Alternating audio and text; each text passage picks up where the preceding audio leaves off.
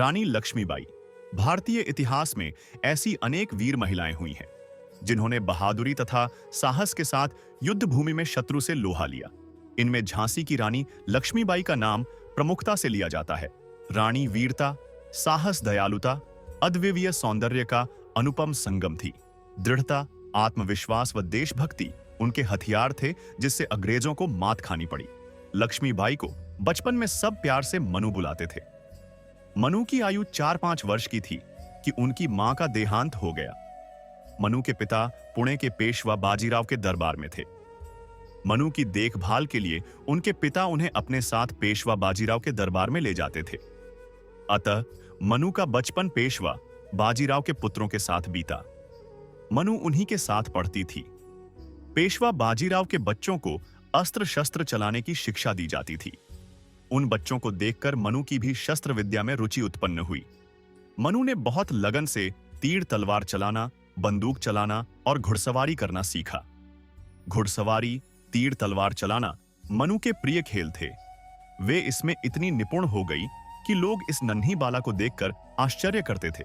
वे स्वभाव से बहुत चंचल थी, इसी कारण सब प्यार से उन्हें छविली भी कहते थे। मनु का साहस और कौशल देखकर राणा धोंडू, पंत और तात्या टोपे भी आश्चर्यचकित रह जाते। मनु का विवाह झांसी के महाराजा गंगाधर राव के साथ हुआ। विवाह के बाद उन्हें नाम दिया गया रानी लक्ष्मीबाई। रानी लक्ष्मीबाई ने किले के अंदर ही व्यायामशाला बनवाई और शस्त्र चलाने तथा घोड़े की सवारी का अभ्यास करने की व्यवस्था की। घोड़ों की पहचान में यह बहुत निपुण मानी जाती थी। एक बार रानी के पास एक सौदागर घोड़े बेचने आया। उन घोड़ों में 2 घोड़े एक जैसे दिखते थे। रानी ने उनमें से एक घोड़े का दाम 1000 रुपए तथा दूसरे का दाम 50 रुपए लगाया। सौदागर ने कहा, महारानी, दोनों घोड़े एक जैसे हैं, फिर यह फर्क क्यों? रानी ने उत्तर दिया, एक घोड़ा उन्नत किस्म का है जबकि दूसरे की छाती में चोट है। रानी लक्ष्मीबाई नारी में अबला नहीं, सबला का रूप देखती थीं। उन्होंने स्त्री सेना का गठन किया जिसमें एक से बढ़कर एक वीर साहसी स्त्रियां थीं। रानी ने उन्हें घुड़सवारी व शस्त्र चलाने का प्रशिक्षण दिलाकर युद्ध कला में निपुण बनाया। रानी के जीवन में बहुत से उतार चढ़ाव आए। रानी को एक पुत्र उत्पन्न हुआ, परंतु यह आनंद आय काल तक ही रहा। कुछ महीने बाद ही शिशु की मृत्यु हो गई।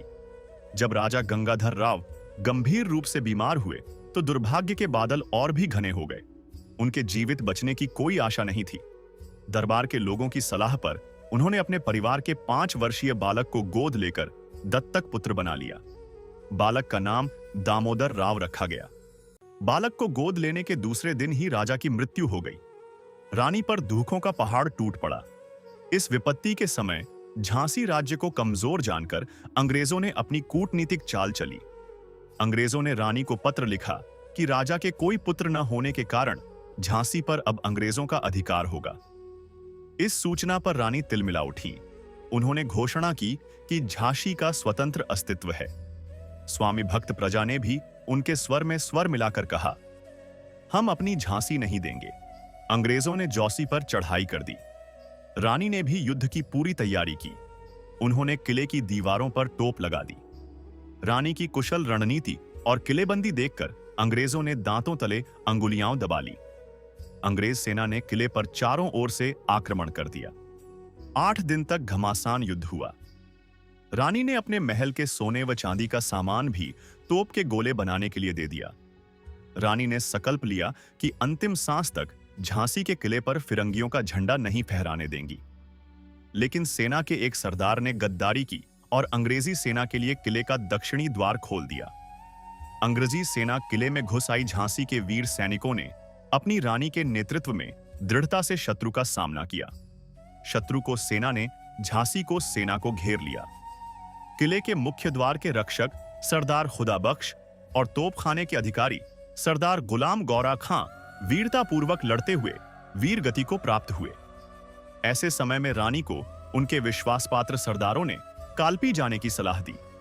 रानी अपनी सेना को छोड़कर नहीं जाना चाहती थी, लेकिन उनके सेनानियों ने उनसे अनुरोध करते हुए कहा, महारानी, आप हमारी शक्ति हैं। आपका जीवित रहना हमारे लिए बहुत जरूरी है। यदि आपको कुछ हो गया तो अंग्रेज सेना झांसी पर अधिकार कर लेगी। समय की गंभीरता को देखते हुए अपने राज्य की भलाई के लिए रानी झांसी छोड़ने के लिए राजी ही गई। उन्हें वहां से सुरक्षित निकालने के लिए एक योजना बनाई गई। इस योजना में झलकारी बाई ने प्रमुख भूमिका निभाई थी।